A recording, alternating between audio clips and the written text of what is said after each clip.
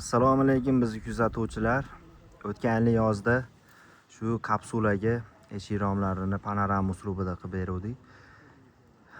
Hozirgi belgi sezonga va yangi dachalarga Alpro profilidan birlik kalyonli oyna qilib eshik-rom vitrajlarni qilganmiz. Ko'rib turganinglardek oynagimiz razmeri 2,5 ga 3,20.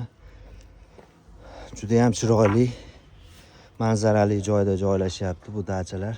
Shirmonbuloq qishlog'ini tog' bag'rlarida. Dachamiz oldi ko'rinishlari ko'rib turganinglardek juda ham salqin, manzarali joyda joylashgan. Kimga shunaqangi xizmatlar kerak bo'lsa, bemalol aloqaga chiqarasizlar.